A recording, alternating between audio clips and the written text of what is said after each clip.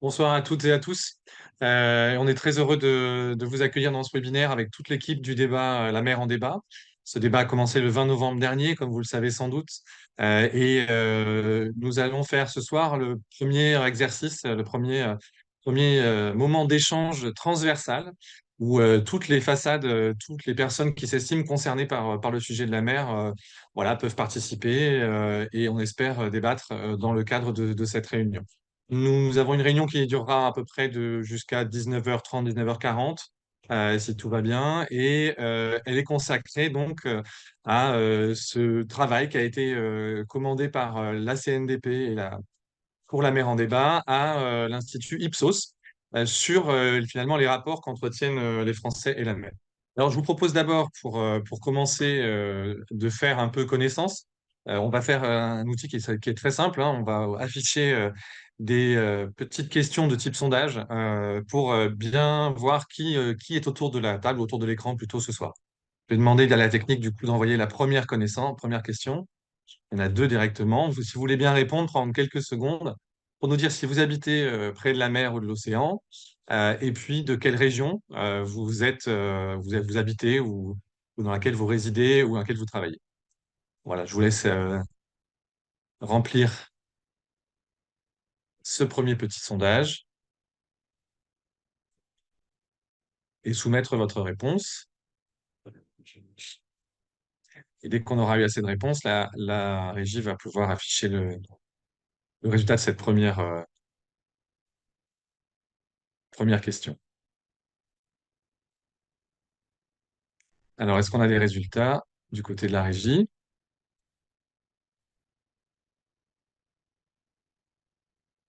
Alors, merci beaucoup. Bah, on va pas forcément commenter très longuement les résultats, mais on voit, c'est intéressant que à peu près la moitié des personnes habitent près de la mer et les autres un peu loin. Et puis, bah, on a toutes les régions, en tout cas directement concernées par les documents de façade et par les façades maritimes qui sont là, mais aussi des personnes qui habitent loin. Donc, c'est tout à fait cohérent. Merci beaucoup. On va passer à la deuxième question pour faire connaissance, si la régie veut bien à nouveau poser cette question. Voilà, c'est tout simple. Est-ce que vous exercez un métier lié à la mer ou à l'océan?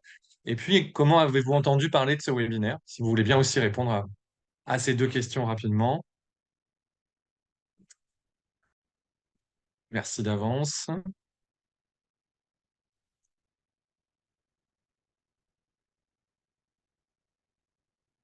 Alors, est-ce qu'on a déjà des résultats?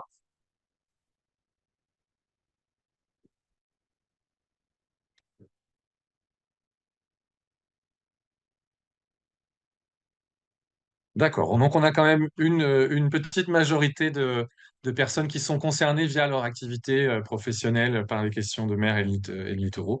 Très bien, c'est intéressant. Et nous, on cherche évidemment à véritablement avoir autour de la table à la fois les acteurs très concernés par leurs activités, puis aussi le grand public qui est peut-être simplement qui profite de la mer par d'autres moyens. Donc, on a les deux catégories ce soir. Et puis, sur les modalités on voit que les réseaux sociaux, le site internet et la newsletter, donc ça, voilà, merci. Ça permet de voir que tous les outils sont un peu utiles. Alors, pour commencer, je vais tout de suite répondre à une question du chat très brièvement de Madame Martini-Cousti. Les résultats de l'enquête, et c'est une façon de commencer tout de suite, sont en ligne effectivement sur le site du débat, la mer en débat, depuis le début de cette semaine. Et donc, vous pourrez les retrouver, et je l'indique tout de suite, ils sont plus développés sur le site que ce qu'on va vous présenter ce soir. On a vraiment demandé à Ipsos de faire un peu un abstract, en fait, une sélection des résultats les plus importants, mais évidemment, ils sont plus nombreux et vous pourrez consulter ces résultats en détail sur le site. Concrètement, pourquoi est-ce que nous avons fait une enquête? Alors, pourquoi on a fait une enquête ou demandé une enquête? D'une certaine manière, si je le dis comme ça, c'est pour installer un petit peu la toile de fond finalement de ce débat public. Le débat, il porte, comme vous le savez sans doute, sur l'ensemble des décisions à prendre pour l'avenir sur la mer et les littoraux. Ça concerne énormément de sujets et finalement, ça implique énormément à la fois de secteurs économiques, d'activités, de décisions politiques, de territoires. Et ce que nous avons souhaité, c'est commencer par se demander au-delà de chaque micro-décision, de chaque secteur dans lequel ce débat va porter, quel est, en toile de fond, le rapport que peuvent entretenir les Français avec la mer à travers leur représentation de la mer, ce qu'ils en pensent, et aussi leurs pratiques, la façon dont ils vivent cet espace. Comment, d'une certaine manière, cet espace compte dans leur vie, tout simplement. Et puis, le point qui est important, c'est pas de se contenter d'une photo, mais c'est de bien regarder la dynamique de ces pratiques et de ces représentations, et donc de savoir comment les Français voient l'évolution de la mer, et comment ils voient son avenir, et comment ou ils souhaiteraient, en tout cas, se positionner sur différents sujets qui les intéressent vis-à-vis de ce sujet. Donc, il s'agit bien d'une toile de fond, d'un décor. En revanche, ce n'est pas un sondage sur voulez-vous de l'éolien ou n'en voulez pas? Est-ce que vous voulez que la pêche s'arrête ou qu'elle continue? Est-ce que vous voulez qu'on privilégie telle ou telle façon de protéger la nature et la biodiversité marine, hein? C'est pas ça. Ça, ce sont des sujets du débat. L'enquête qu'on va vous présenter ce soir est plutôt une mise de fond pour bien comprendre ce qui se joue dans ce débat, mais il n'y aura pas de réponse en mode oui-non sur les différentes questions que je viens d'évoquer. Voilà pour la présentation un peu de cette enquête. On espère que cette enquête va nourrir tous les débats qui vont suivre. Et l'idée de vous la présenter ce soir, eh bien, c'est finalement qu'on est tous un petit peu en bagage pour le débat qui s'ouvre aujourd'hui. Et elle aidera sans doute à faire beaucoup de liens et à imaginer des solutions avec le public pour l'avenir de la mer et des littoraux. Je vais laisser maintenant, alors je vais présenter rapidement les intervenants, si vous le voulez bien.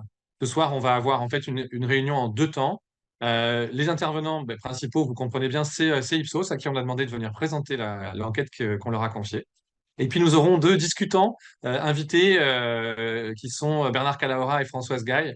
Alors ce sont deux disciplines différentes et ils vont éclairer finalement de leur regard disciplinaire les différents sujets. Et puis pour la commission de débat public, nous serons trois à intervenir ce soir.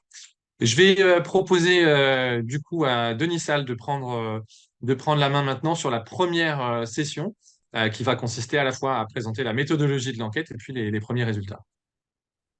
Voilà, bonsoir à tout le monde. Je pense que je vais donner la parole de suite à Nicolas Berthier pour qu'il présente les éléments de méthodologie de l'enquête. Et ensuite, il va enchaîner avec la première partie. Voilà, Nicolas Berthier. Eh bien, bonsoir à tous. Merci, Denis. Cette étude donc consistait en deux phases, une phase qualitative, une phase quantitative. La phase qualitative, ce sont des réunions de groupe et des entretiens approfondis, donc des réunions de 2h à 2h30, des entretiens d'1 heure. Donc, on prend le temps d'aller discuter avec les personnes pour avoir vraiment le fond de leur ressenti. On a fait sept groupes, donc sur les 4 groupes sur les littoraux principaux, sur les littoraux de la France, et puis 2 groupes parisiens avec et sans résidence secondaire, et puis enfin un groupe qui était intéressant aussi de personnes sans aucun rapport avec la mer, voilà, situées à Lyon et qui n'ont pas de pratique particulière liée à la mer. Ensuite, au niveau de la phase quantitative, bien, nous avons interrogé un échantillon du grand public, donc représentatif de la population française, de 1700 personnes, donc un nombre qui nous permettait d'avoir vraiment une représentation, là encore, des différents littoraux français. Donc, on avait vraiment la possibilité d'aller voir pour chaque littoral les perceptions. Voilà, le terrain s'est déroulé en novembre et la méthodologie donc était une méthodologie online via l'Access Panel Online d'Ipsos. Donc, allons-y maintenant pour ces résultats. Alors, la mer réparatrice et permanente, hein, on va expliquer un petit peu ces notions-là. En tout cas, ce qu'il faut retenir, c'est vraiment et ce sera notre point de départ, c'est vraiment cette idée de fascination. Et on peut aller sur la première slide qui vous montre. Alors ça, c'est tout simplement les premières évocations. C'est-à-dire que quand on est avec les personnes interrogées, les Français, eh bien, on leur demande, voilà, je vous dis la mer, qu'est-ce que vous avez tout de suite à l'esprit? Voilà ce qui ressort. Vous avez ce nuage de mots où on voit un champ lexical extrêmement positif, hein, voilà, d'infini, baignade, de plage, de calme, de détente. On va revenir sur toutes ces composantes-là, mais enfin, globalement, c'est extrêmement positif, c'est même idyllique. On leur a demandé de faire des collages, donc on voit aussi toutes ces dimensions visuelles fortes, et on y reviendra aussi, ce registre avec des couleurs très saturées, très solaires.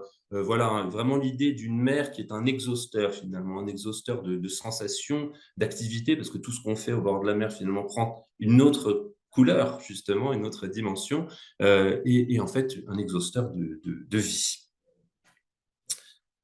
Alors ensuite, on a aussi cette particularité de la mer qui est d'évoquer finalement, d'invoquer plutôt les cinq sens, hein. C'est-à-dire que c'est vraiment ce qu'on a appelé, nous, une expérience synesthésique, hein. C'est-à-dire que vous avez vraiment ce bruit caractéristique de la mer, tous ces sons, ces sensations tactiles, olfactives, les goûts qui lui sont associés, hein, à travers tous les produits de la mer et la cuisine associée, les activités qu'on peut avoir au bord de la mer. Voilà, donc il y a vraiment l'ensemble des sens, on le voit dans des citations, hein, la mer c'est du sensoriel, c'est tous les sens à la fois, mais enfin ce qui ressort quand même beaucoup, et on va le voir sur la slide suivante, c'est quand même la vue qui est eh bien le sens qui va finalement emmagasiner aussi beaucoup tous les souvenirs et les représentations liées à la mer, hein. Quand on parle de carte postale, c'est pas par hasard. C'est aussi toutes les images qu'on peut avoir sur les réseaux sociaux, les agences de voyage, de publicité, enfin tout ce discours visuel autour de la mer. Et puis c'est aussi parce que c'est ce qui frappe quand on arrive au bord de la mer, eh bien c'est ce qu'on voit, ou peut-être ce qu'on ne voit pas, c'est-à-dire l'absence de bornes, le fait d'avoir une vue totalement dégagée, l'immensité, ça revient beaucoup, l'absence de frontières, voilà. Au-delà de la palette chromatique, bon, voilà, qu'on connaît, qui peut varier aussi d'ailleurs un petit peu, ce qui ne varie pas, eh bien, c'est justement cette absence de limite. Donc ensuite, nous avons quelques chiffres d'ailleurs qui nous montrent que, en effet, la vue est bien primordiale dans l'expérience de la mer, puisque quand on leur demande finalement qu'est-ce que vous appréciez voilà, quand vous êtes sur le littoral, eh bien c'est d'abord une vue dégagée, ce qui ressort à 40%, hein, pour 40% des personnes interrogées dans le grand public, 44% des habitants du littoral. Ce qu'ils nous disent, c'est d'abord cette vue dégagée, donc ce que j'évoquais à l'instant, et juste après, pour un tiers d'entre eux, c'est la présence de sable, de dunes. Donc c'est vraiment le paysage. Et juste après, ce sont tous les aspects liés à la préservation de la faune, de la flore, la propreté, l'absence d'urbanisation. Mais là encore, on est quelque part dans un paysage, et un paysage qu'il est important de préserver.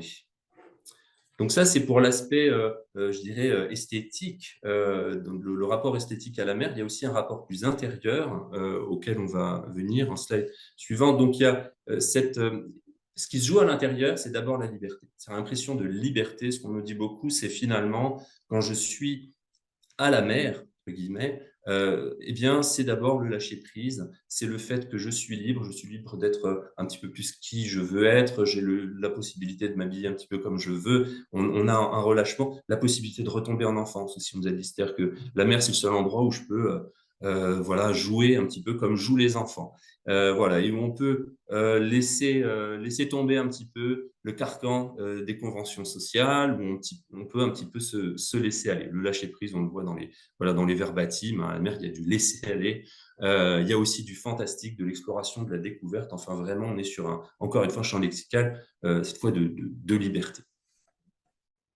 Et puis, cette liberté, elle a pour conséquence de faire du bien. Donc, la dimension thérapeutique, le fait que la mer fasse du bien, c'est aussi quelque chose qui revient énormément dans ce qu'on nous dit.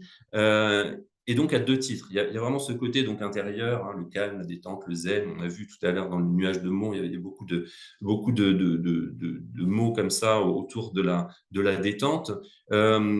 Tout le champ lexical du développement personnel est vraiment présent dès qu'on parle de la mer, à travers des sons, à travers une impression comme ça, un ressourcement, une reconnexion. Donc il y a vraiment tout cet aspect-là. Puis il y a quand même aussi la santé du corps. C'est-à-dire ce qu'on nous dit, c'est la mer, c'est quelque chose de sain en soi. Et ça, c'est pas nouveau, c'est quelque chose qui est très finalement dans les représentations collectives, hein, depuis le début du XXe siècle avec le courant hygiéniste. Je vous renvoie aux travaux d'Hélène Artaud sur la question qui sont passionnants.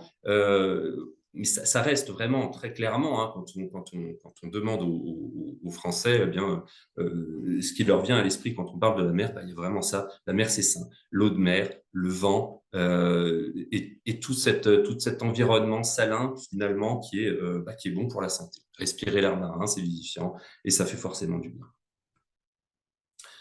Et puis, alors au-delà de cette dimension thérapeutique, il y a le fait que, et ça c'est important de le noter, quand on dit la mer, en vérité, c'est pas vraiment la mer, c'est le rivage. C'est-à-dire que tout cet imaginaire que je décris depuis tout à l'heure, finalement, c'est quand même avant tout un imaginaire côtier. C'est la plage, le port, les falaises, enfin voilà, c'est le littoral. Quand on parle de la haute mer, quand on parle du large, quand on va plus loin, quand on s'éloigne du rivage, là, on aborde un domaine qui n'est plus vraiment celui de l'homme, qui est un domaine qui est plus inconnu, qu'il est plus difficile de maîtriser, qui demande une expertise technique, une passion, peut-être un métier. Voilà, on est dans quelque chose euh, voilà, qui devient à part et qui n'est pas, entre guillemets, pour tout le monde. Voilà. Tandis que finalement, voilà, le rivage, c'est vraiment cet espace très ouvert et très, voilà, et très, très positif dans les évocations, comme on l'a vu. Euh, Maintenant, quelques chiffres importants sur la fréquentation. On voit que tous les Français vont à la mer. C'est-à-dire qu'on n'a que 3% des Français qui nous disent je ne vais jamais à la mer. Donc, bien sûr, on y va. On y va plus ou moins souvent, mais on y va. On voit qu'on a quand même près d'un tiers qui vont plusieurs fois par an dans le grand public. Et puis, alors après, bien sûr, une fois par mois, une fois par semaine, là, ce sont les personnes qui habitent le littoral, on le voit, qui vont, voilà, qui vont forcément beaucoup plus souvent. On en a 60% hein, voilà, qui vont tous les mois. Mais enfin, on voit qu'il y a quand même très clairement une fréquentation. Et notamment, d'ailleurs, on voit aussi peut-être au moins une fois par mois, on a un quart effectivement des Français qui nous disent y aller au moins une fois par mois, puis ça passe à un tiers pour les moins de 35 ans et près de 30% pour les catégories socio-professionnelles supérieures. On y reviendra, c'est un point important. Parce que, bien sûr, les Français vont à la mer, peut-être qu'ils y vont moins, en revanche, pour certains, ils expriment un certain nombre de freins à la fréquentation qu'on va voir sur la slide suivante. Ces freins à la fréquentation, donc quand on s'adresse aux personnes qui y vont moins, c'est d'abord, et ce sont des freins, on va le voir, qui sont en croissance, c'est le sentiment que le littoral est de plus en plus peuplé, de plus en plus, voire surpeuplé, hein, notamment en période estivale, notamment aussi sur la façade méditerranéenne. Mais enfin, c'est un phénomène global. On me dit c'est le côté obscur de la mer, la promiscuité. C'est-à-dire que finalement, après cette promesse comme ça d'ouverture, d'absence de barrières, eh ben, on se retrouve serré avec une difficulté à trouver une place pour mettre sa serviette. Bon, donc voilà, le côté surpeuplé. Il y a la question de la cherté aussi, bien sûr, du prix que coûte finalement le fait de se rendre sur le littoral. Alors, il y a le transport pour ceux qui ne sont pas sur le littoral, mais il y a aussi le prix tout simplement de tout ce qui se passe au bord de la mer. En période de crise, bien entendu, ça joue énormément. Et dans le groupe de Lyon, notamment, de personnes qui avaient vraiment très peu de rapport avec la mer, quand on leur demandait pourquoi vous n'y allez pas plus souvent, c'est pas qu'ils n'aiment pas ça, ils sont aussi avec cette envie, hein, bien sûr, d'aller à la mer, mais c'est trop cher, tout simplement, donc on trouve des alternatives. Et puis, il y a également le réchauffement climatique hein, qui joue avec la perception d'un environnement de plus en plus chaud. Là encore, on est beaucoup sur des représentations liées à la façade méditerranéenne, mais quand même qui sont aussi partagées sur les autres façades. Voilà pour ces freins à la fréquentation. Et ce que ça dit quelque part, c'est que, ou ce qu'on peut y voir, c'est peut-être la projection d'une mer qui deviendrait une mer à deux vitesses. Alors que au départ, on nous dit la mer, c'est un espace ouvert, c'est un espace qui est à tout le monde. Là, peut-être que ça devient moins le cas. Peut-être que la mer serait plus réservée à une élite. Notamment d'ailleurs tout ce qui se passe sur la mer. On voit qu'il y a de plus en plus de personnes qui nous parlent de croisières, etc. Alors voilà, c'est peut-être un espace qui devient un peu plus réservé. Voilà. Et donc cette question de la mer à deux vitesses, je pense, à garder en tête. Et on a d'ailleurs des chiffres à ce sujet, puisqu'on voit dans les chiffres que, en effet, la mer est un espace qui, dans l'esprit des Français, a fortement et rapidement évolué au cours des dernières décennies pour 70% du grand public et 72% des habitants du littoral. Donc, il y a bien l'impression d'un changement. autour donc, des freins, notamment que j'évoquais à l'instant. Voilà pour notre résumé, notre synthèse de ces enseignements, et je vous laisse la parole. Très bien, mais merci beaucoup Nicolas Berthier pour cette première partie. On va enchaîner avec la discussion avec nos discutants. Et dans cette première partie, c'est surtout Bernard Calahorra qui va avoir un peu plus de temps, et je demanderai à Françoise Gaille de réagir. Alors, je tenais à remercier Bernard Calahorra d'avoir accepté notre invitation pour discuter ces résultats. Donc, Bernard Calahorra, il est professeur honoraire à l'Université d'Amiens et socio-anthropologue à l'École de hautes études en sciences sociales. Et depuis très longtemps, il a travaillé sur la mer au titre du Conservatoire du littoral, pour lequel il a présidé le conseil scientifique. Et puis, il est président d'honneur de l'association Litocéan, qui est un laboratoire d'idées qui aide à développer la dimension maritime de l'action publique. Donc, il a publié aussi sur ces sujets, récemment d'ailleurs, dans la revue en ligne AOC, un texte qui s'appelle « Dépenser les territoires entre terre et mer ». Donc, merci Bernard Calahorra, je pense que vous êtes tout à fait habilité pour discuter ces résultats. Alors, ma première question, c'est une enquête qui a été réalisée en 2023. Vous en avez vous-même suivi plusieurs depuis dans votre carrière. Est-ce que ces imaginaires de la mer sont-ils conformes à ce qui a été analysé jusqu'ici? Est-ce qu'il y a des choses qui vous étonnent dans cette enquête? Oui, merci beaucoup. D'abord, je voudrais faire part d'un double étonnement. Tout d'abord, l'extrême homogénéité des réponses entre les habitants qui sont sur le littoral et le grand public, et un étonnement face à la persistance, je pourrais dire, d'un modèle culturel, un modèle culturel qui est en fait façonné par une histoire très longue, à la fois littéraire et paysagère, qui est constitutive de notre mémoire, dont les peintres paysagers du 19e siècle et du 20e siècle furent les préfigurateurs.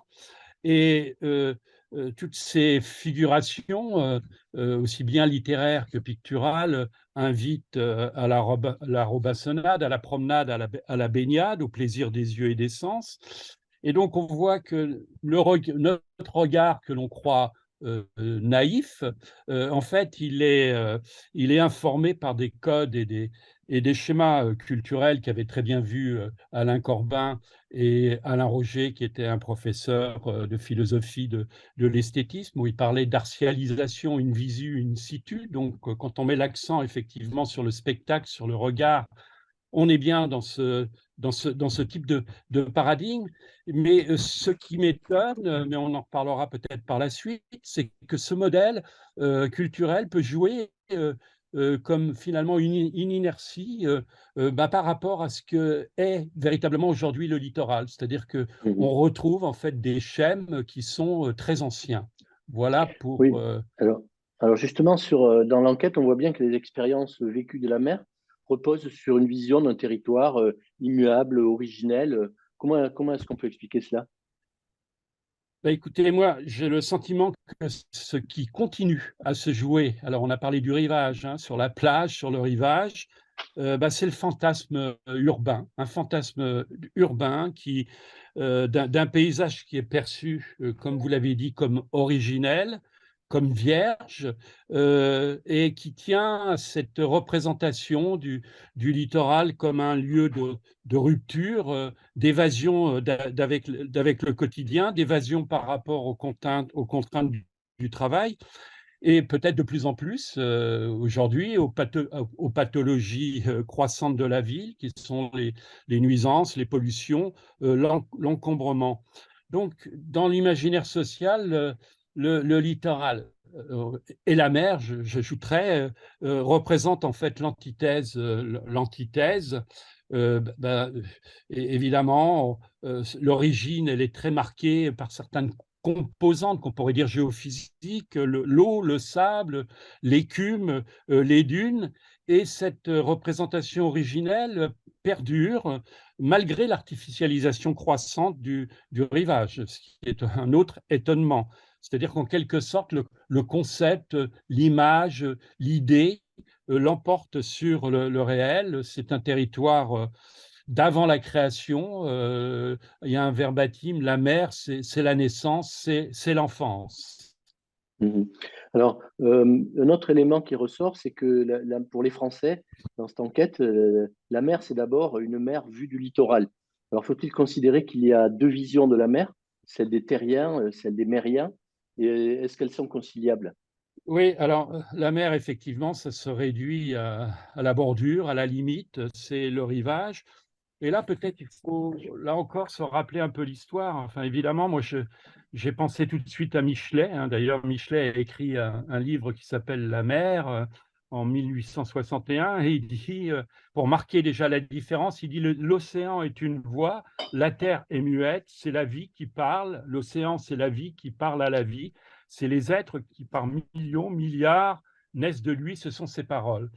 Mais ce qu'il ajoute aussi, c'est que le génie français a peu d'affinité avec l'océan. Et là-dessus, il y a beaucoup, je ne vais pas rentrer dans les détails, mais il y a des professeurs qui ont disparu, comme Pierre Georges, des géographes, qui ont expliqué pourquoi le littoral, quelque sorte, c'est une région qui nous est périphérique. Alors à cela, il y a des raisons politiques, hein, c'est le centralisme jacobin, c'est le républicanisme, et c'est aussi l'idée d'une certaine faiblesse des activités par rapport à l'économie centrale, c'est-à-dire c'est un peu folklorique, c'est le tourisme, et puis par ailleurs, c'est la dimension symbolique, comme on vient de le voir, qui en fait un territoire tout à fait à part. Et enfin, je dirais, c'est l'opposition entre le dur, l'ancrage identitaire et territorial, l'opposition entre un ancrage identitaire foncier et le fluide, une mer, effectivement, sans frontières. Donc les mériens, bon, effectivement, les mériens, ils sont pas homogènes, hein. Il y a différents types de mériens, mais en tout cas, ce qui les distingue des terriens, c'est qu'ils ont une expérience l'illimité, ils ont une expérience d'un mouvement qui est en lien avec un milieu fluctuant, fugace, changeant et fragile. Mm. Alors, bon, en menant ce débat, on est face aux profondes transformations que subit la mer, les impacts qui sont subis ces dernières décennies, comme bon, l'artificialisation, la pression sur les ressources marines. Et ça ne semble pas altérer l'imaginaire positif qu'on a évoqué plus haut. Comment l'expliquer, selon vous? Je pense que, en fait, c'est un des derniers espaces où l'on se sent en quelque sorte libre, où l'esprit peut vagabonder, errer le long des rivages, sans identité. On est on est nu, en quelque sorte, pas tout à fait, mais il fut un temps où on l'était d'ailleurs. Et en tout cas, l'identité, elle devient plutôt un champ d'énergie. En quelque sorte, on a une représentation, c'est un des derniers refuges. Et cette représentation, elle est aussi, je pense, induite par toute une forme d'ignorance qu'on retrouve au sein de l'enquête. C'est qu'on s'imagine que la mer est un territoire vide, alors quel est l'objectif, quel est l'objet de plus en plus de dispositifs de territorialisation, de normes, d'aménagement.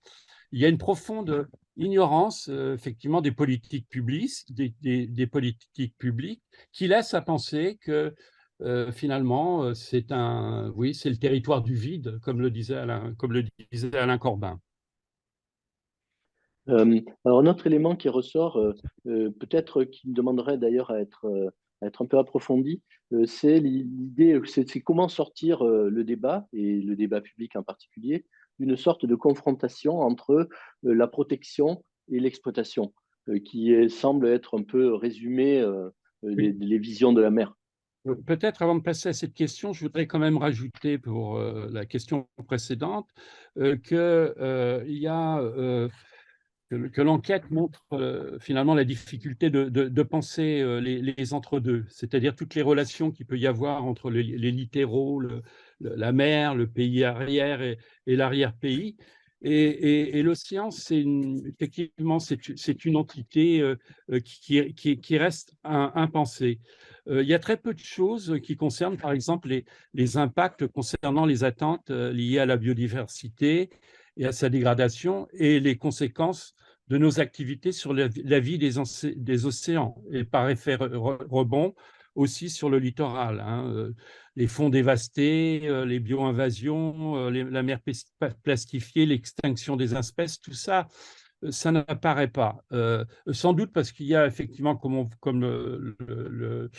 l'a dit M. Berthier, il y a une prééminence du visuel. La dénaturation, c'est ce qu'on voit. Et donc, il y a une forme d'invisibilité, effectivement, pour tout ce qui touche la biodiversité et les profondeurs marines.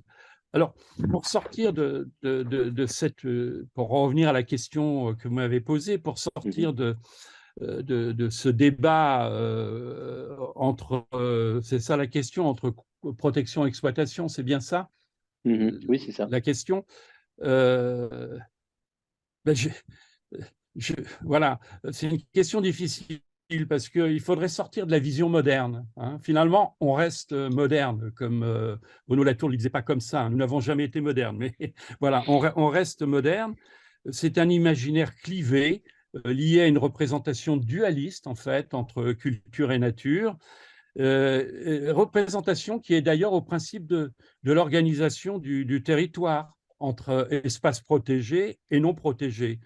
Et ce type d'aménagement, on va dire dual, cultive d'une certaine manière cette vision binaire entre la nature à protéger et l'univers de la technique, de l'économie et de l'urbain. La nature à protéger, c'est bon, et le reste, c'est en quelque sorte le mal.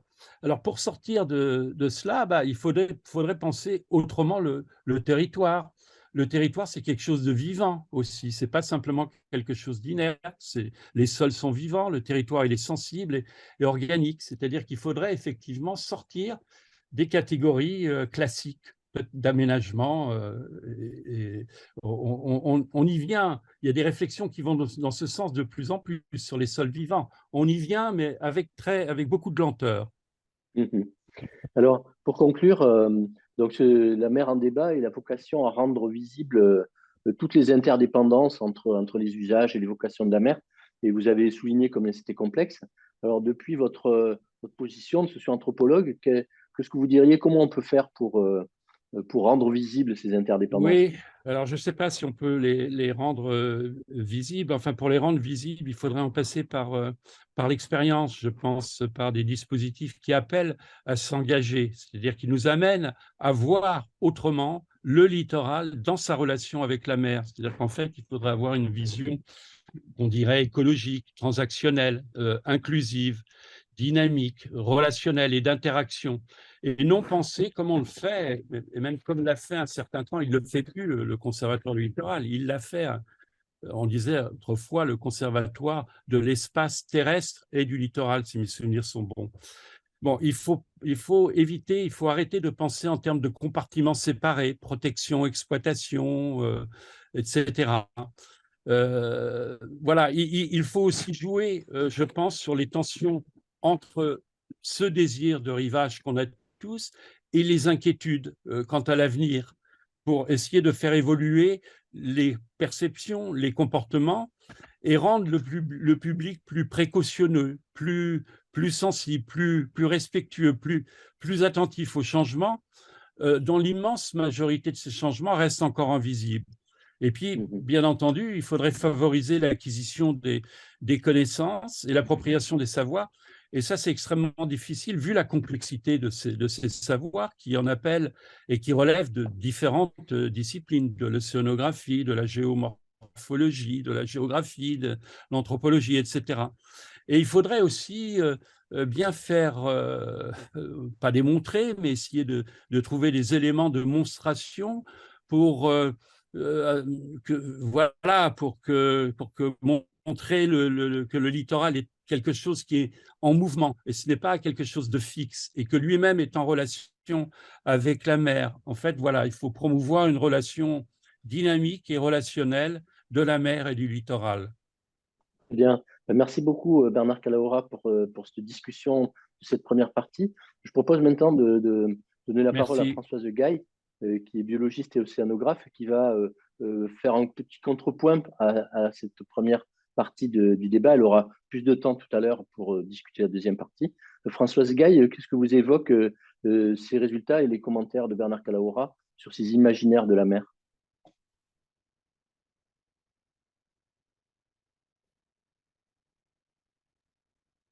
Excusez-moi, Madame Gaillon, vous réactiviez votre micro, s'il vous plaît, on ne vous entend pas. Merci. Oui, donc je partage complètement ce qui vient d'être dit. Je voulais ajouter une chose qui était, à aucun moment, ce qui me frappe dans le résultat de l'enquête, il n'est question d'aller en mer. C'est-à-dire, en fait, ça veut dire, en effet, ce que vous avez énoncé tout à l'heure, à savoir qu'il y a les mériens et il y a les terriens. Et cette distinction, je ne pensais pas qu'elle était aussi évidente pour les personnes qui vivent sur le littoral ou ailleurs.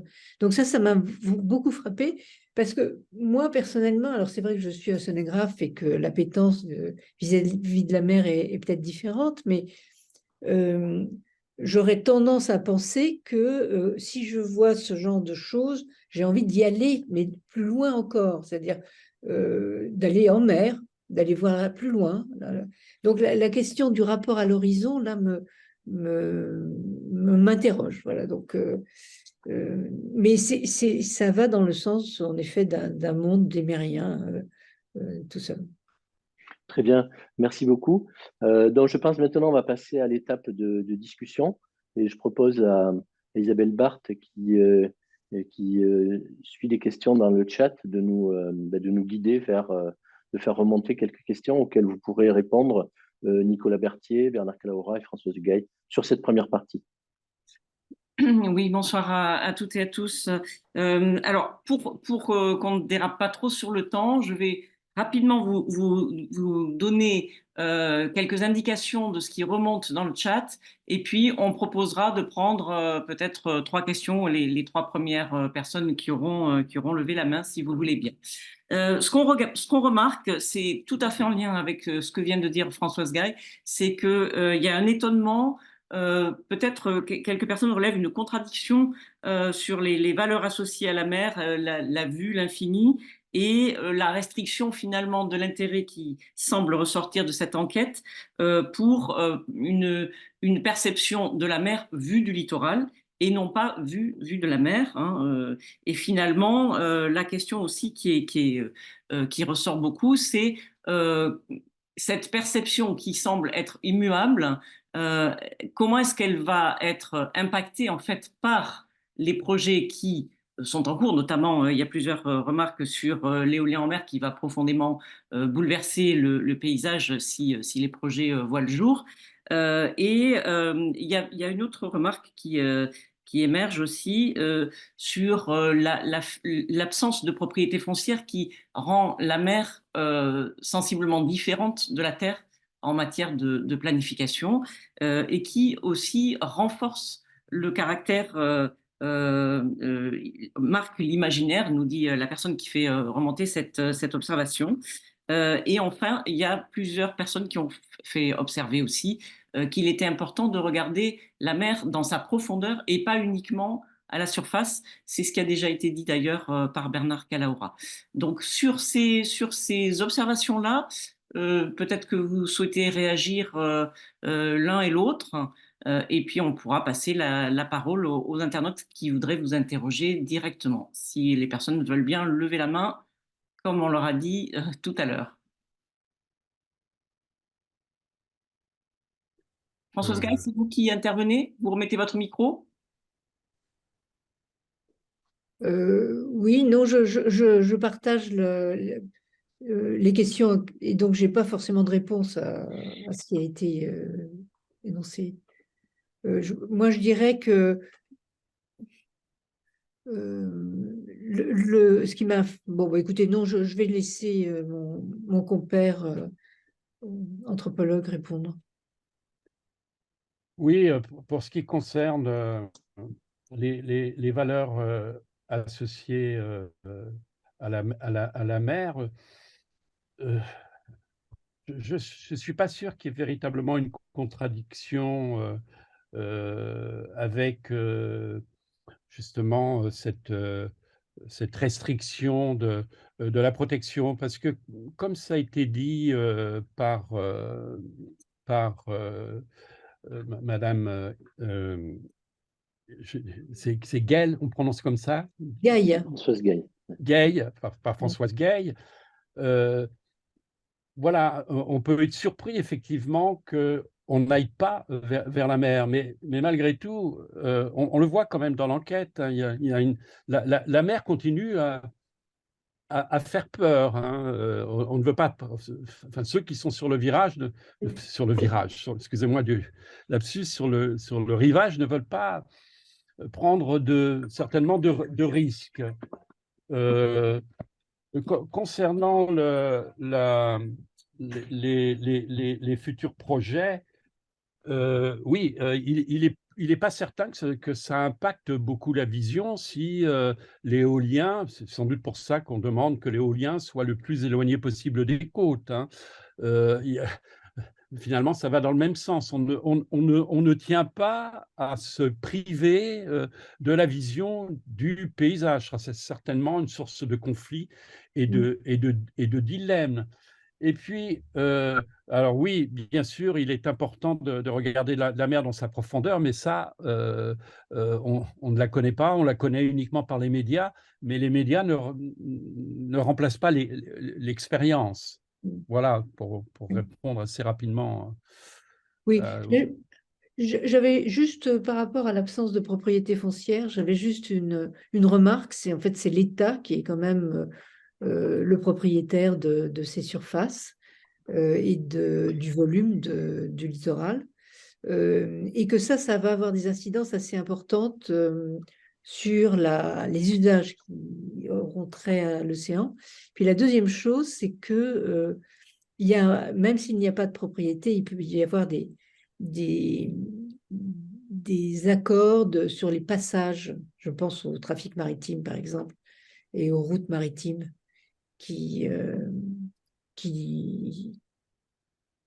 bon, c'est pas une propriété, mais c'est un usage. Oui, peut-être Isabelle, une question du chat et puis on va devoir enchaîner sur la deuxième partie. Oui, très bien. Alors, il y a une question qui est un peu polémique, mais qui fait référence aux notions esthétiques. Pensez-vous qu'alors que la construction d'éoliennes à côté de la montagne Sainte-Victoire ou d'un paysage décrit dans un roman de Proust provoque beaucoup de réactions et même une interdiction, construire des éoliennes en vue des aiguilles de coton immortalisé par Monet n'en provoquera pas. Voilà, c'était un peu la synthèse des réactions sur la contradiction entre ce paysage qu'on perçoit immuable et les évolutions qui arrivent ou qui vont arriver. Est-ce que vous souhaitez réagir là-dessus ou est-ce qu'on passe tout de suite la parole à des prises à des questions en direct? Moi, je pense que c'est une bonne question. Oui, c'est une bonne remarque. C'est vraiment, voilà, c'est une question qui se pose et qui est très actuelle. Oui. Et donc, je pense que il va y avoir aussi des évolutions du droit, sans doute, par rapport à ça, et aussi des actions que l'État aura réalisées par rapport à l'implantation des éoliennes en mer. C'est ce qui s'est passé dans le Sud-Atlantique, par exemple, où finalement, il y a eu un déplacement de la zone du champ d'éoliennes qui était initialement prévu. Très bien, je vous remercie. Je propose qu'on passe la parole à Madame No, puisque je viens de relayer une question de Monsieur Sartori. Et Madame No, puisque vous aviez levé la main, est-ce que vous voulez activer votre micro et poser en direct votre main aux intervenants, votre question aux intervenants? Oui, merci beaucoup pour cette présentation particulièrement intéressante. Moi, j'ai été surprise de ne pas entendre plus, mais peut-être que ça y était, tout ce que la mer est source d'inspiration dans le domaine des arts et de la culture, directement ou indirectement. qui fait que la mer représente, enfin voilà, cette dimension-là d'inspiration. Alors on peut prendre la chanson, la littérature, etc. Et que donc forcément, je dirais, et qui quelque chose qui est un héritage aussi culturel, est de nature à modifier profondément le rapport à la mer. Voilà. Qu'en est-il? Merci. Je veux bien répondre à ces questions. La difficulté, effectivement, c'est que cet héritage culturel, il est extrêmement présent. On est tous imbibés des tableaux de Raoul Dufy, de Claude Monet, de Signac, etc., et d'une quantité d'œuvres littéraires sur la mer. Mais cette représentation, elle est associée justement à une vision moderne, c'est-à-dire à l'idée qu'on a affaire à un monde que l'on regarde en spectateur. Alors aujourd'hui, oui, il y a des quantités d'artistes qui travaillent avec les scientifiques d'ailleurs, et qui, dans leur travail, essayent de représenter autrement la mer, c'est-à-dire comme un monde, apprendre à voir autrement, c'est-à-dire apprendre à le voir comme un monde vivant, peuplé, et non pas effectivement comme un spectacle, ou comme, vous savez, il y a ou comme un spectacle sublime, hein. On est tous aussi imprégnés de ce peintre du XVIIIe, David Gaspard Friedrich, etc., où vous avez un spectateur qui domine sur la falaise et qui regarde la mer, la vue, l'horizon, etc. Moi, je pense que c'est ça dont il faut se défaire, justement et les artistes, de plus en plus, le font. Je n'ai pas le temps de développer, mais il y a de plus en plus d'artistes qui travaillent en lien avec les scientifiques, les océanographes, des photographes, des gens qui font des performances, etc., etc.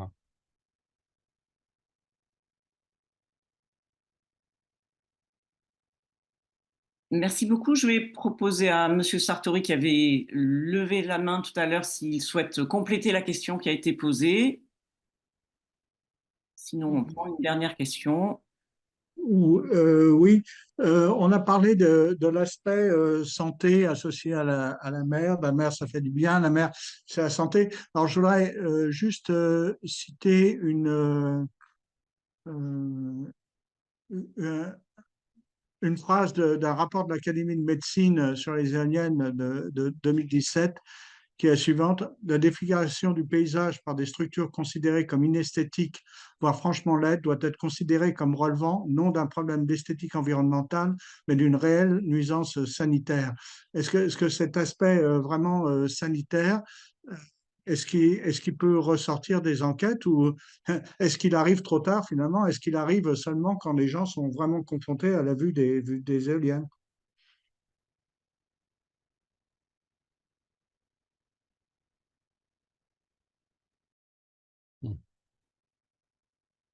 Merci, c'est une question, je ne sais pas si elle appelle une réponse d'un des intervenants.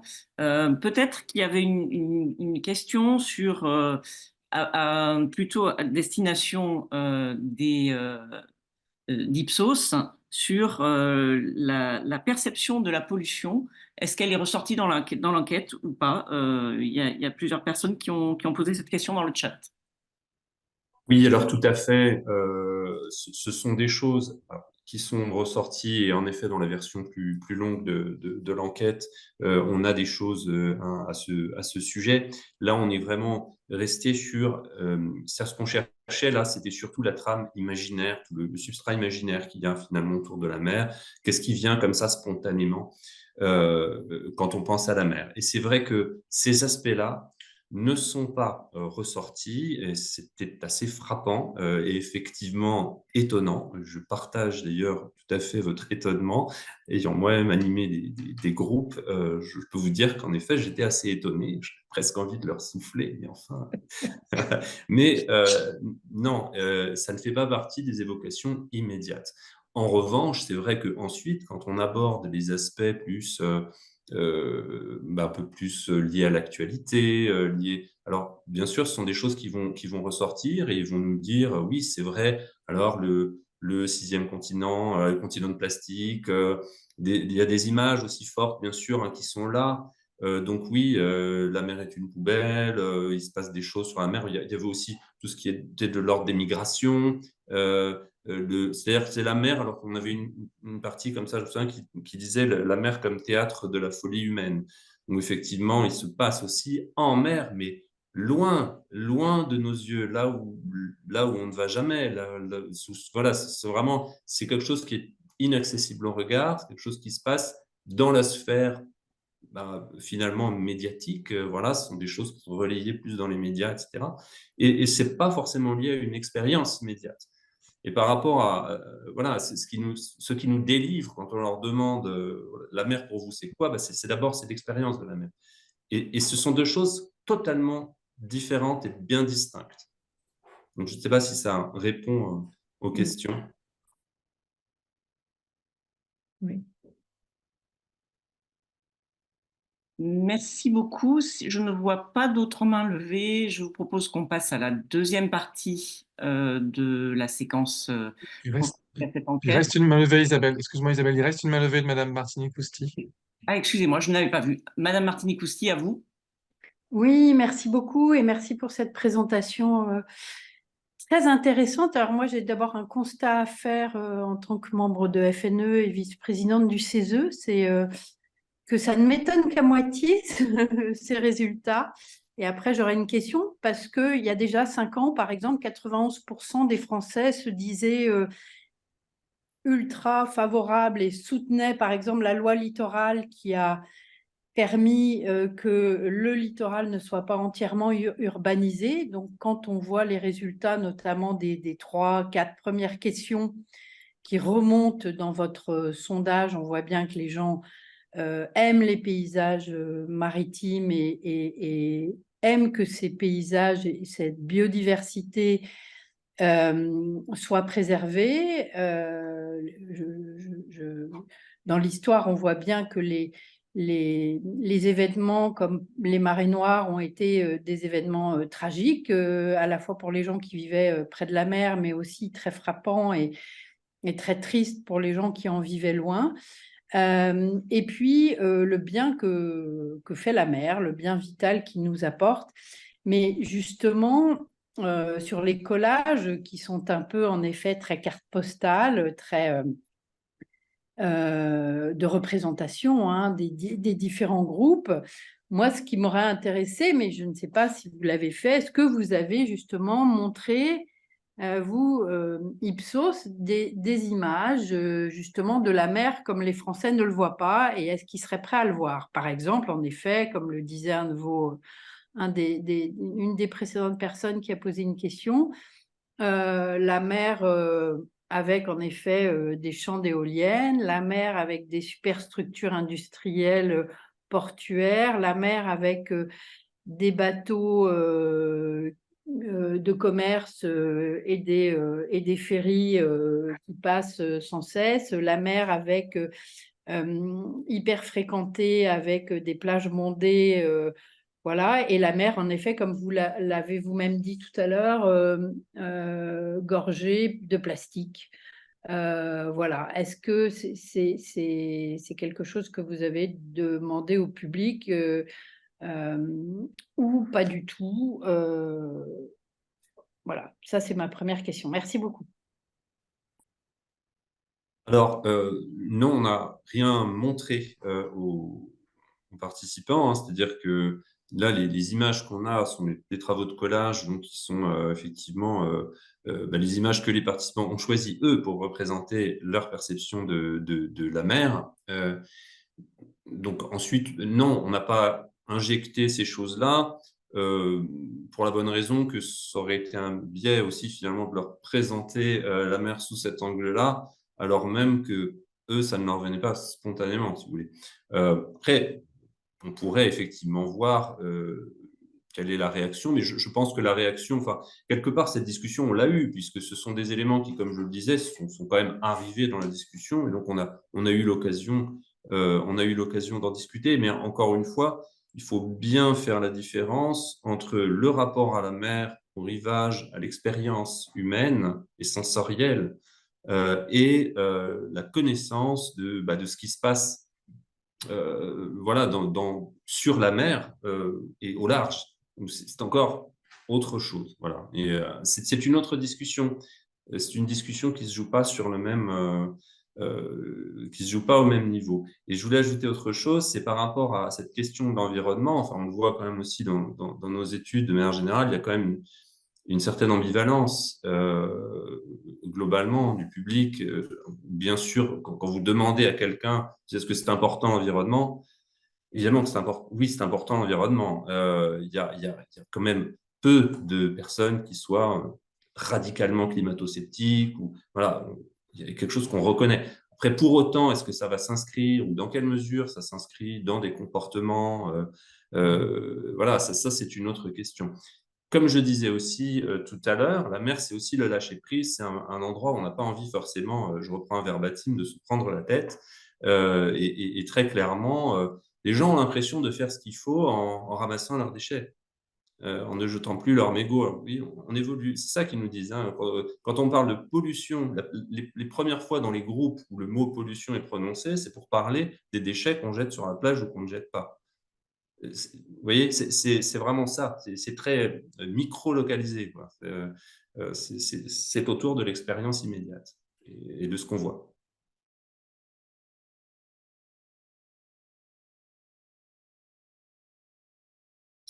Merci. Je vous propose, là, je ne vois plus de main levée et le temps avance. Je vous propose qu'on passe à la deuxième partie de la présentation des résultats de l'enquête. Merci beaucoup Isabelle et Denis. Donc voilà, on va passer maintenant à l'autre volet de l'enquête qui est un peu plus aussi en éclairage des questions du débat public lui-même, c'est-à-dire les choix qui sont à faire pour orienter le devenir et le futur de la mer. Je vais donc demander à Monsieur Gallard de bien vouloir prendre la parole pour présenter cette deuxième partie sur la mer à l'heure des choix. Bonjour à tous.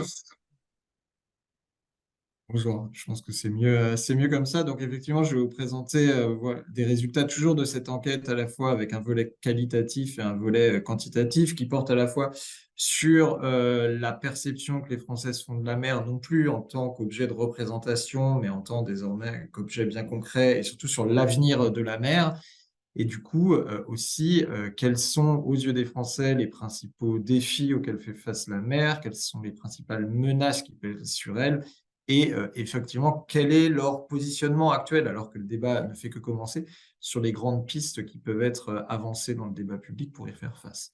Alors, premier élément, et on le voit tout de suite sur cette page, la perception, elle est contrastée. D'un côté, on a des Français qui nous disent à une assez nette majorité, les 2/3, 67%, que du point de vue environnemental, les côtes et les littoraux français sont aujourd'hui bien préservés. Donc c'est une majorité nette, c'est une majorité qu'on retrouve aussi chez les habitants des littoraux. Ils sont 70% à le penser, donc c'est même un peu plus fort chez des gens qui sont directement concernés et qui ont le sujet vraiment face à eux quasiment au quotidien. Avec peut-être voilà, un chiffre malgré tout à relativiser quelque part, parce qu'on a quand même 59% qui nous disent que certes, les côtes et les littoraux sont bien préservés, mais sont assez bien préservés. Il n'y a pas non plus le sentiment massif qu'il n'y aurait aucune difficulté de ce point de vue-là. Et on le retrouve d'ailleurs ce sentiment, mais en plus marqué dans la deuxième question, puisque quand on se penche non plus sur le constat sur la situation actuelle, mais sur les perspectives d'avenir, on voit que là, on est sur des chiffres qui sont nettement plus inquiétants, puisqu'on a 59% de Français qui nous disent qu'ils sont pessimistes à propos de l'avenir environnemental des côtes et des littoraux français. On en a seulement 29% qui sont optimistes et 13% qui sont ni l'un ni l'autre, soit qui n'ont pas véritablement d'avis sur la question, soit qui fondamentalement ne savent pas trancher entre les deux options. Donc un contraste assez fort entre la situation actuelle et les perspectives d'avenir. Quand on regarde un peu dans le détail, d'ailleurs, sur l'avenir, on voit que ce qui est intéressant, c'est que les habitants du littoral, des littoraux, sont un peu plus pessimistes que la moyenne, mais ceux qui n'habitent pas sur un littoral, mais se rendent fréquemment à la mer, eux sont nettement plus optimistes que la moyenne. Donc, il y a véritablement le degré de familiarité avec la mer joue beaucoup sur ces représentations. Ensuite, si on se concentre sur les menaces qui pèsent sur la mer et sur les littoraux aux yeux des Français, on voit déjà qu'elles sont assez nombreuses, ces menaces, et qu'elles sont vraiment assez hétérogènes. On en a, on va dire, 2 déjà qui arrivent en tête de peu finalement. Premier sujet, c'est l'érosion des côtes. 39% des Français la citent comme étant, à leurs yeux, une des menaces principales qui pèsent sur les littoraux français. Et à égalité, 39% aussi, la question de la pollution qui vient des activités terrestres, qui est vraiment un sujet de préoccupation fort. Ensuite, on a quelques sujets, on voit qu'ils sont un petit peu derrière, mais pas loin derrière. Ça veut dire qu'ils se représentent aussi aux yeux des Français des menaces importantes, la question du changement climatique, la question du tourisme de masse, la question de la montée des eaux, de la pollution issue des bateaux. Tous ces éléments sont cités par un tiers des Français, un petit peu moins d'un tiers des Français ou un peu plus. Donc, on voit que c'est des véritables sujets d'importance. Les autres enjeux sont quand même un peu plus secondaires aux yeux des Français. Ce qui est intéressant aussi, c'est de noter que là, je me suis concentré sur le grand public, mais quand on regarde chez les habitants du littoral, donc eux qui, une fois de plus, sont peut-être plus directement en lien avec ces menaces, il y a des différences, mais c'est des différences vraiment de niveau qui ne sont pas très importantes. On voit que fondamentalement, on est sur des menaces structurelles qui concernent véritablement tout le monde dans la société française. Ensuite, la slide suivante, on revient sur le volet plus qualitatif, et quand on se penche sur les risques qui sont perçus par les Français, les risques qui sont perçus pour l'avenir de la mer, on voit qu'on est vraiment sur des mots voilà, qui sont liés à l'environnement et qui sont des mots voilà, qui renferment, qui se structurent directement avec des images dont on voit qu'elles sont souvent issues des représentations médiatiques. Et par exemple, on a la question des marées noires, alors, qui a été par moment dans l'histoire des côtes françaises, évidemment, un sujet extrêmement important, extrêmement médiatisé pendant des périodes de temps, peut-être pas très longues, mais en tout cas qui ont été très marquantes pour les Français. Mais des mots-images qui peuvent être aussi issus des réseaux sociaux, voire pour certains des expériences vécues. Et on le voit là, on a donc la question des marées noires, la question des algues vertes, la question des déchets, on en parlait tout à l'heure, la question aussi du béton, de la bétonisation des côtes. Et on voit que tout ça peut donc s'articuler avec véritablement des expériences très concrètes pour les individus, qu'ils soient d'ailleurs eux-mêmes littoraux ou qu'ils soient propriétaires de résidences secondaires, voire simples plaisanciers. Vous le voyez, on a par exemple un verbatim qui est assez... Enfin, on voit clairement que la personne a été marquée sur la question des marées noires. Quand on a vu des oiseaux englués, on ne l'oublie pas. Donc, ces dimensions, on les retrouve aussi dans le volet plus qualitatif. Et si on va sur la slide suivante, on a un petit peu creusé la question du recul du trait de côte, qui est une dimension importante. Donc, on l'a vu tout à l'heure aux yeux des Français. Et on voit évidemment que quand on est un propriétaire d'une maison principale ou secondaire, d'ailleurs, sur une côte française, c'est quelque chose qui suscite une anxiété extrêmement forte, avec l'idée vraiment derrière d'un anéantissement possible, anéantissement de sa maison, certes, mais plus largement de la vie qu'on a construite autour, etc. Et donc, on est vraiment sur quelque chose en plus d'extrêmement visible aux yeux des propriétaires. C'est quelque chose qu'on constate, et le verbatim le montre bien, quand on voit année après comment ça recule, quand on voit là où ça montait, là où ça monte maintenant, on y pense bien sûr, avec des conséquences qui vont être extrêmement concrètes aux yeux des personnes qui habitent sur les littoraux au cours des années à venir. Et quand on passe désormais toujours dans ce volet qualitatif sur les pistes de solutions qui sont abordées par les Français, on voit qu'il y a 3 grandes dimensions. La première, c'est le fait de ralentir. Ça, c'est quelque chose qu'on retrouve de manière plus générale dans la société française, pas que quand on parle de la question de la mer, je veux dire. Il y a cette dimension effectivement du ralentissement des modes de consommation, du ralentissement du rapport même à la vie professionnelle, familiale, etc. Et là, on le retrouve ici avec des éléments qui peuvent être quelque part assez techniques. On a la question des innovations, la question des énergies renouvelables, la question des biotechnologies, mais aussi des éléments qui vont être extrêmement concrets, extrêmement liés au mode de vie, par exemple sur les nouvelles façons de vivre, les nouvelles façons de voyager, le fait effectivement de prendre son temps pour prendre conscience de la beauté des paysages, notamment littoraux. Deuxième grande piste qui est tracée par les répondants, c'est la question de l'adaptation. Et là, par adaptation, on a l'idée véritablement que la mer, c'est un objet tellement structurant et qui est amené à perdurer malgré les menaces qui pèsent sur elle, que l'être humain va devoir s'adapter, en fait, enfin, quelque part se rapprocher de la mer. Et là aussi, on avait des verbatims qu'on n'a pas mis là, mais qui sont intéressants. Par exemple, un verbatim qui nous dit « La mer s'en sortira toujours, nous, c'est moins sûr ». Alors, peut-être qu'il y a un petit peu d'illusion là-dedans, mais en tout cas, c'est intéressant de voir à quel point, du coup, la mer est perçue quand même comme quelque chose de structurant pour une partie importante des répondants. Et puis, il y a la question de la régulation, évidemment. Régulation en termes notamment de normes, de lois, de législation et donc de prise de conscience au niveau national, que ce soit de l'opinion publique ou des décideurs politiques. Si on passe ensuite, on a ensuite posé des questions un peu plus précises sur voilà, ces grandes dimensions qui étaient liées aux problématiques auxquelles faisait face la mer désormais et auxquelles elle va faire face dans les années à venir. Première dimension, c'est la question du tourisme.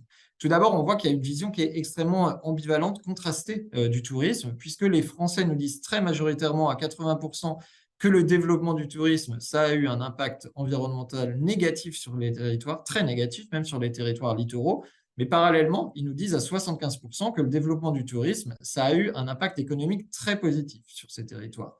Donc, ambivalence sur le constat, et puis quelque part aussi ambivalence sur les pistes pour faire face à cette montée du tourisme, un tourisme de masse dont on a vu qui suscitait parfois des inquiétudes. Puisque certes, les Français nous disent très majoritairement à 80% qu'il faut limiter l'accès aux zones littorales les plus fréquentées afin de les préserver, mais en même temps à 69%, ils nous disent que chercher à réduire le tourisme dans les zones littorales, ça aura un impact négatif sur l'économie locale et sur la vie des habitants. Donc, ambivalence à la fois sur le constat et sur les pistes à suivre. On voit à quel point, du coup, le débat qui s'ouvre est important vu cette ambivalence. Si on va à la slide suivante, là, on retrouve quelque part ce constat. On s'est penché sur la question de la pêche. On voit que la pêche, aux yeux des Français, c'est un sujet qui est important, voire même essentiel. On a 80% des Français qui nous disent que le secteur de la pêche est essentiel pour nourrir la population. On en a 86% qui pensent que la pêche permet de maintenir les emplois et le tourisme sur les côtes françaises et donc que ce secteur doit être soutenu par les pouvoirs publics. Donc, on voit combien, aux yeux de l'opinion publique, le secteur de la pêche, c'est quelque chose d'important, là encore de structurant. Pour autant, les méthodes qui sont utilisées suscitent des inquiétudes, puisqu'on a, par exemple, 90% des Français qui nous disent que le développement de la pêche industrielle a eu des conséquences très négatives sur la mer. Et puis, on en a 84%, un chiffre presque aussi élevé, qui nous disent que la pêche industrielle, elle est trop destructrice pour la faune et la flore maritime et que donc il faut revenir à des méthodes plus artisanales. Et puis enfin, un dernier point sur lequel on s'est concentré, la question des éoliennes, avec des Français qui nous disent à la fois que l'éolien en mer, le développement de l'éolien en mer, c'est important et c'est utile pour permettre à la France de produire davantage d'énergie renouvelable. Ça, on a 68% des Français qui le pensent. Des Français qui pensent qu'un développement relativement modéré des éoliennes en mer, ça ne sera pas un problème esthétique majeur à leurs yeux. 68% le pensent. Mais en même temps, on a 50% des Français qui pensent que le développement des éoliennes en mer, ça risque de réduire le tourisme sur les littoraux où elles sont installées et donc de nuire à l'économie locale. Donc, on voit là encore une relative ambivalence sur ce développement de l'éolien en mer. Et si on passe à la slide suivante, on a voulu un petit peu, du coup, en faisant un peu une question globale sur ces différents sujets et en construisant deux points de vue qui sont un petit peu idéotypiques, qui sont évidemment sur lesquels on demandait aux gens de se prononcer, mais qui évidemment n'enferment pas du tout le débat. Comment ils se positionnaient? Est-ce qu'il faut d'abord, avant tout, protéger les milieux marins, même s'il va y avoir, même s'il faut du coup renoncer aux bénéfices économiques que peut avoir leur exploitation, ou à l'inverse, l'économie, l'aspect économique est prioritaire et donc il faut continuer à exploiter les milieux marins, même si ça va avoir un impact environnemental. À ce stade, les Français sont plutôt nettement sur la première solution, puisqu'ils disent que l'essentiel aujourd'hui, c'est de protéger les milieux marins. Donc ça, c'est un aspect important. Ensuite, quand on leur demande, non plus, là, on n'est plus sur les pistes à suivre, mais davantage sur la méthode à suivre pour décider ce qui doit être mis en place afin de protéger la mer. On a demandé, voilà, sur globalement plusieurs types de méthodes de mise en place de solutions. Et on voit que les Français nous disent assez majoritairement que les actions de protection de la mer, elles doivent avant tout être décidées et mises en place rapidement sur la base d'études scientifiques, même si cela gêne certaines personnes. On voit que les idées dans lesquelles il y aurait notamment des négociations, des débats plus longs potentiellement, et qui donc vont prendre plus de temps pour que des actions soient mises en place, arrivent nettement plus bas. On a 23% qui souhaitent que les actions elles, soient négociées entre les usagers actuels de la mer, 21% qui souhaitent que les actions soient débattues avec le grand public. Et voilà. Donc, ce qu'on pouvait dire globalement, c'est à quel point le sujet de la situation présente, mais surtout de l'avenir de la mer, c'est un sujet qui concerne véritablement les Français. C'est un sujet aussi et surtout peut-être qui s'ancre, qui s'articule avec des débats de société actuels qui sont très importants, que ce soit des débats environnementaux, des débats économiques, des débats sociétaux plus largement. Et ce qui est intéressant aussi, c'est que c'est des sujets finalement qui ne clivent pas véritablement l'opinion publique à ce stade, mais qui créent davantage de l'ambivalence. Il n'y a pas, il n'y a pas ni des clivages, ni des solutions qui seraient massivement plébiscitées par la population. Pour l'instant, on voit qu'il y a plutôt une sorte d'interrogation, une sorte des arguments qui peuvent aller dans différents sens, qui pèsent, qui font mouche dans l'opinion publique. Et on voit donc à quel point, effectivement, un débat public sur le sujet peut être extrêmement important dans ce contexte d'opinion actuel. Merci beaucoup, Monsieur Gallard, pour cette présentation. Donc, ce que je vous propose, c'est donner la parole à Madame Gaille. Alors, Madame Gaille, vous avez une longue expérience dans la recherche sur les questions de biodiversité et du milieu marin, bien entendu. Là, quelque part, on est vraiment un peu dans le vif du débat, dans les sujets qui devraient ou qui, selon les Français, pourraient faire l'objet de choix importants. Vous avez pu découvrir l'enquête il y a quelques jours. À sa lecture et après les interventions de Monsieur Gallard, qu'est-ce que ça vous inspire comme réflexion, et notamment sur l'utilité ou non d'un débat public sur ces sujets?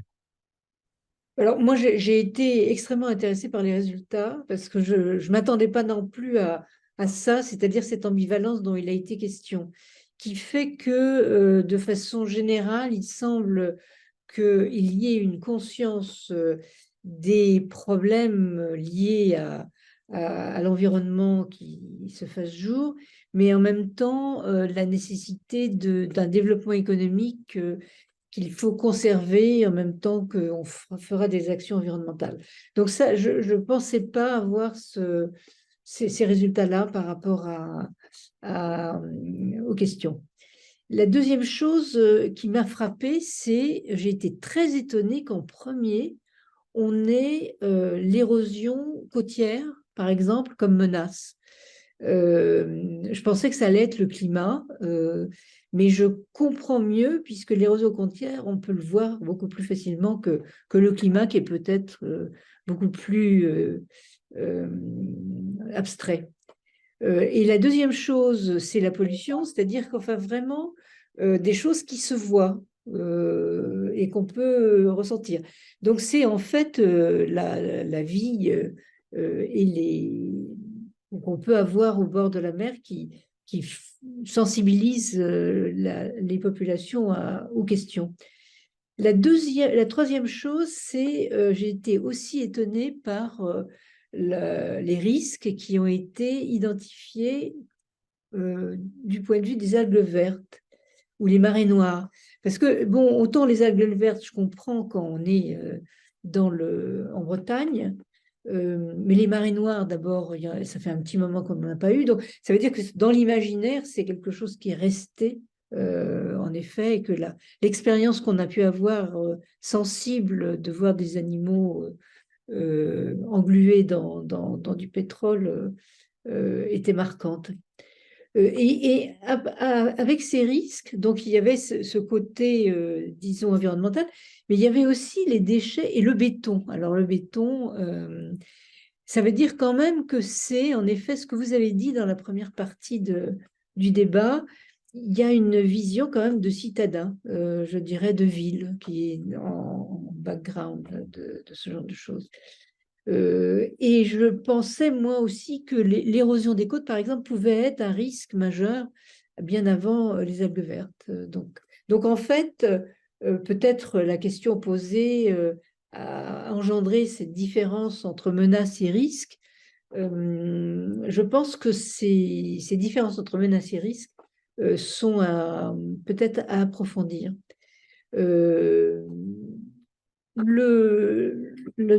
La chose suivante qui m'a aussi intéressée, c'est les pistes de solutions que vous présentez comme ralentir, s'adapter, réguler. Ralentir, enfin, je trouve que les questions là qui sont posées peut-être induisent aussi des réponses qui sont biaisées par rapport à la question s'adapter ou réguler. Parce que ralentir quoi alors que s'adapter, c'est, je pense, quand on a les menaces et qu'on a les risques, on pourrait dire il faut s'adapter à ceci et cela. Or là, je trouve que les réponses n'étaient pas du tout cohérentes avec les réponses sur les menaces et les risques. Donc ça m'a aussi intéressée, c'est-à-dire comme s'il y avait... c'était beaucoup plus abstrait, cette notion de piste de solution. Ce qui est un peu, d'ailleurs, confirmé par l'ambivalence dont vous parlez, qu'il s'agisse du tourisme ou de la pêche. Par contre, la pêche, j'en suis pas revenue parce que 80% pensent que c'est essentiel. Et quand même, la pêche industrielle est bien identifiée comme problématique. Je ne pensais pas qu'il y avait une conscience aussi aiguë sur cette question parmi les Français. Alors que l'éolien ne pose pas de problème, c'est pareil, l'ambivalence par rapport à ça est aussi intéressante. Et puis, je dirais, le dernier point, c'était les méthodes et la confiance qu'on peut faire dans les résultats scientifiques qui serait un garant qui peut être un garant d'efficacité. Voilà, donc ça, moi je trouve que ça c'est très intéressant. Pour moi, ça me fait plaisir. Et puis la nécessité de prendre du temps peut-être pour résoudre les questions. Et cette question du rapport entre cette temporalité qui peut être pour l'action, il faut aller vite, et pour la réalisation, aller beaucoup plus lentement. Voilà. Merci beaucoup, Madame Gay. Je vais peut-être proposer à Bernard Kalaora de réagir également, alors très brièvement si possible, sur ces questions-là. Moi, ce qui m'étonne, c'est en fait l'écart qu'il peut y avoir entre un relatif accord, malgré tout, même s'il y a de l'ambivalence sur le diagnostic, alors que quand on est à une échelle très fine sur le terrain, on voit apparaître des conflits, je dirais, presque exacerbés entre, enfin, ça dépend certainement des façades, mais là, par exemple, sur le Cotentin ouest, des conflits exacerbés entre, j'allais dire, les résidents secondaires et les résidents permanents. Par exemple, si on prend le recul du trait de côte, eh bien, on ne le voit pas de la même chose. Votre micro a été coupé, Bernard Kalaora. Moi. Voilà. En ce qui concerne le recul du trait de côte, par exemple, il y a une conscience effectivement qu'il se passe des choses du côté du recul du trait de côte, mais les habitants du pays arrière, du bocage, s'il s'agit de Cotentin-Ouest, voient ça d'une autre manière. C'est-à-dire, d'une certaine manière, c'est bien fait pour les Parisiens ou pour les urbains qui se sont installés sur des zones qui n'auraient pas dû être occupées. On fait remonter l'histoire, etc. Voilà, donc je suis un peu, pas étonné, mais on voit qu'il y a malgré tout un décalage entre une enquête, évidemment, sur un échantillon très, très large et si on vient à l'échelle plus fine des façades, peut-être qu'on verrait apparaître les conflits qui apparaissent aussi par rapport au tourisme, sur les difficultés des logements des jeunes qui veulent s'installer, sur les inégalités, ça a été dit, hein, d'accès à la mer, etc. C'est ça voilà, qui m'étonne. Et je pense que le débat public, où il y a une véritable question sur qu'est-ce que c'est que le bien commun, justement, pas un bien public ouvert à tout le monde, parce que ça crée des problèmes, mais comment organiser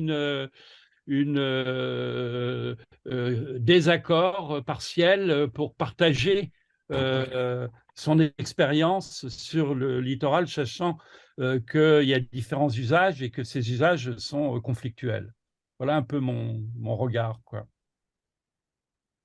Merci beaucoup pour ces éléments. Peut-être, Madame Gaille, si je peux me permettre de vous relancer simplement sur un point, sur la conclusion de votre intervention, où vous disiez que, d'une certaine manière, la confiance dans les scientifiques, ou en tout cas le fait que ce soit la science qui doive guider la décision, est-ce que concrètement, est-ce qu'aujourd'hui vous sentez que c'est peut-être souhaité par les Français? Alors, un intervenant dans le chat disait, attention, les deux autres items qui sont les items plus de négociation entre acteurs et les items de débat public ouvert à tous, donc en gros, hein, totalisent finalement autant que l'idée de s'en remettre aux scientifiques.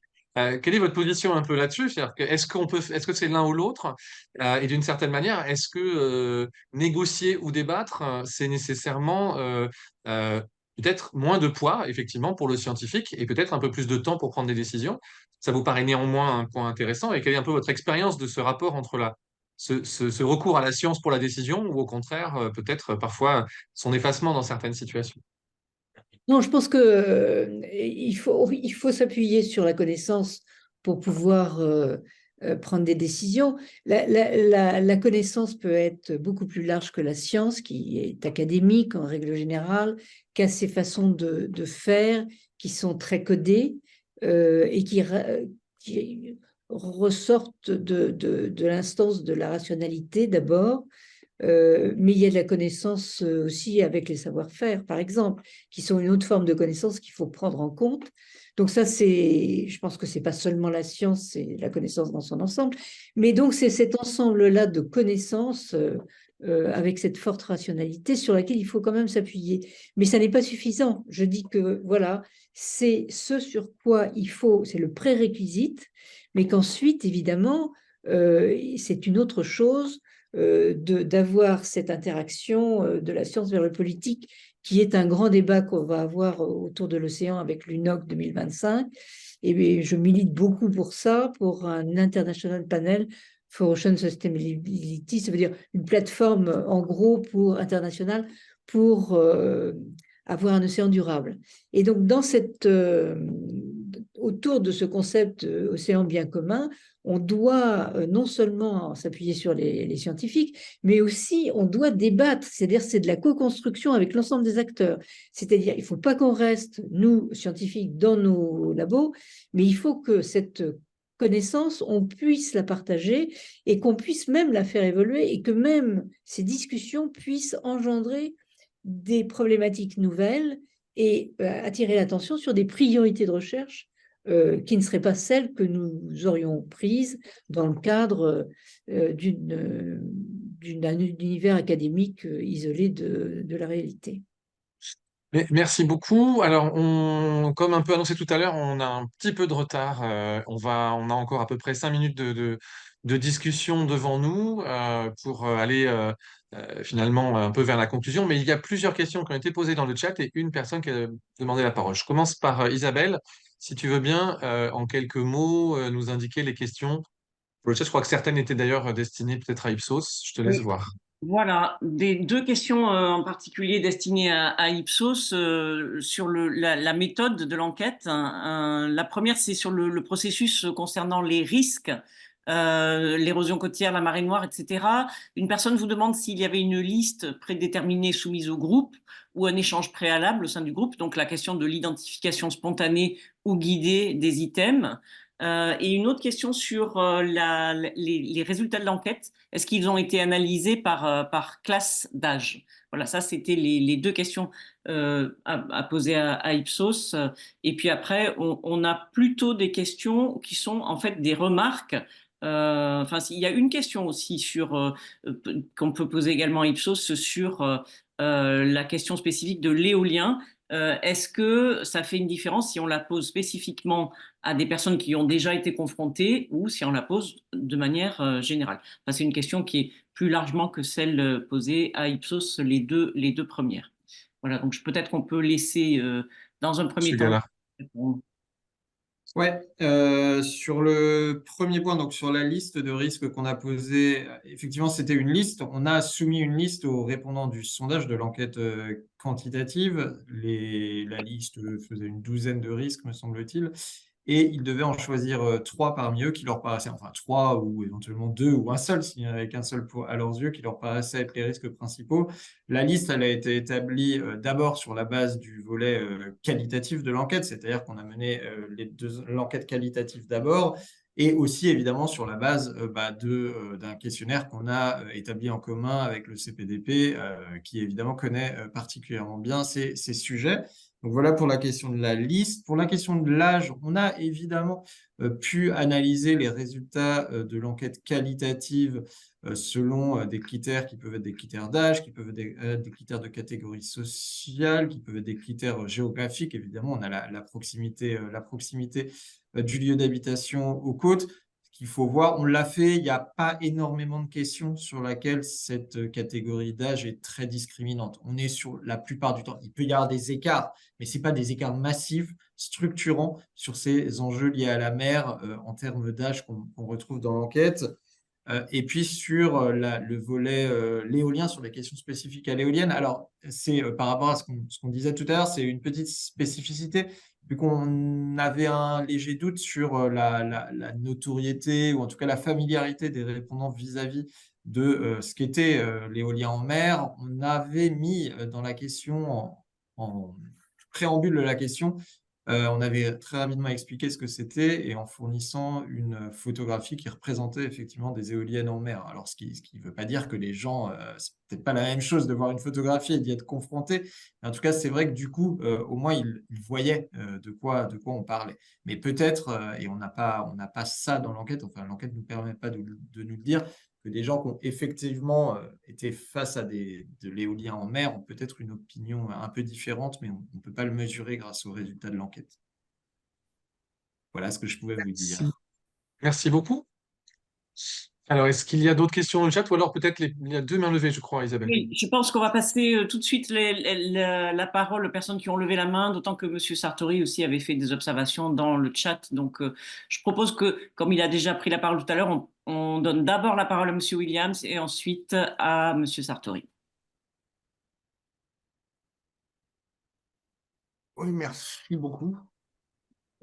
Il faut quand même savoir comment les questions étaient arrangées pour pouvoir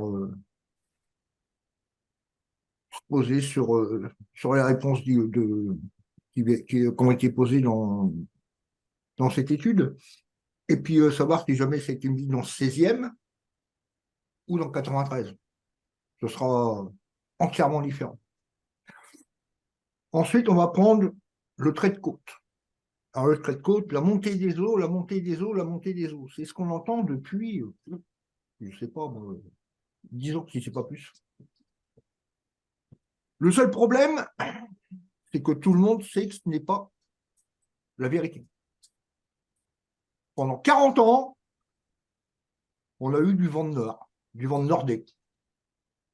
Et là, depuis une vingtaine d'années, même un peu plus, on a du vent d'ouest et du vent de Soroie. Donc la côte aquitaine, elle est rongée. La côte, au niveau de la côte d'Opale, elle est rongée. On le sait.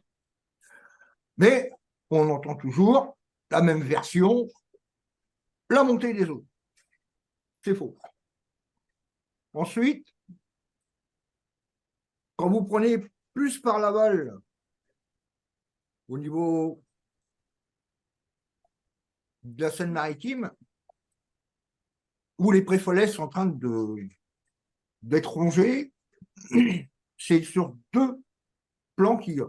Le premier, les grappes de mer. On ponctionne le sable, il ne reste plus que les galets. Et les galets descendent.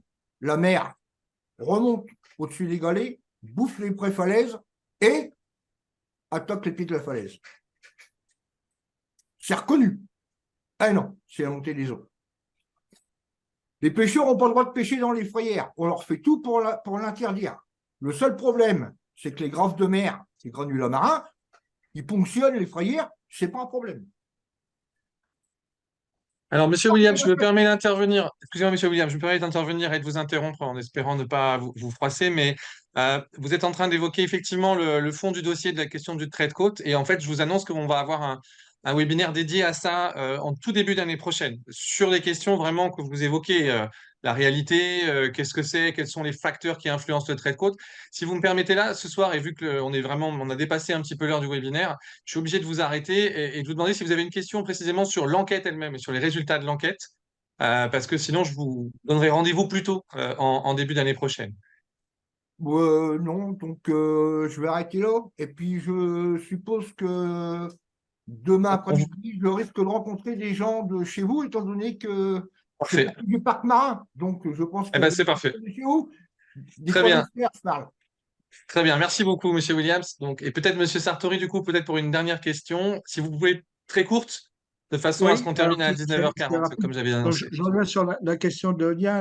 Dans le rapport, page 74, on trouve la question suivante. Le développement des éoliennes en mer est important et utile pour produire davantage d'ENR dans un contexte où les éoliennes terrestres sont mal acceptées. Alors, on peut juger cette question un peu manipulatoire, mais surtout, les réponses qu'elle induit, finalement, ne disent pas grand-chose sur le fait que les gens sont prêts à accepter ou à ne pas accepter des éoliennes en face sur leur paysage maritime. Alors, si vous me permettez, Monsieur Sartori, je vais peut-être je vais peut-être répondre puisqu'il s'agit bien comme vous dites, de ce qu'on peut dire avec l'enquête ou ce qu'on ne peut pas en dire. Et nous, du point de vue de la CNDP en tout cas, et de la CPDP, effectivement, vous avez raison. Et nous ne souhaitions pas poser la question telle que vous la formulez là, c'est-à-dire êtes-vous prêt à accepter ou non de l'éolien en mer en face de vous? Vous avez tout à fait raison de le remarquer. Et donc, nous avons demandé à Ipsos de poser des questions sous les formes plutôt d'adhésion à des phrases, mais qui, à la fin, oui, vous avez raison, ne peuvent pas se résumer en un oui ou non, je veux ou je ne veux pas. Donc, nous, c'était effectivement notre demande en tant que commanditaire, pour que ce soit plutôt dans le débat que les gens puissent s'exprimer sur la question que vous venez de poser. Peut-être je vais laisser M. Gallard compléter ma réponse.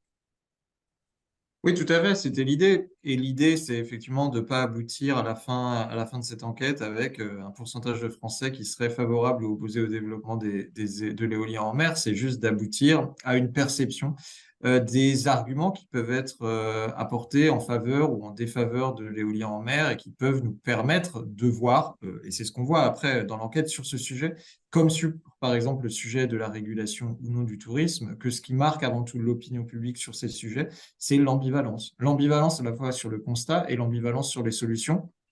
Certes, l'éolien en mer, ça peut être, aux yeux de l'opinion publique, et je ne dis pas que c'est la vérité ou que c'est faux d'ailleurs, une bonne solution pour favoriser la transition énergétique du pays. En même temps, ça peut avoir des conséquences négatives en termes de tourisme, peut-être pas en termes d'esthétique à leurs yeux, mais en termes de tourisme, pense-t-il, pour les zones concernées. Donc l'idée, voilà, c'était plutôt de tester les différents arguments pour se faire un petit peu une opinion, un aperçu de l'état de l'opinion, plutôt que d'arriver avec une réponse toute prête, un oui-non, qui dit pas grand-chose d'ailleurs, je pense, de l'état réel de l'opinion publique, sachant que le débat existe, mais à mon avis est loin d'être cristallisé sur ce sujet.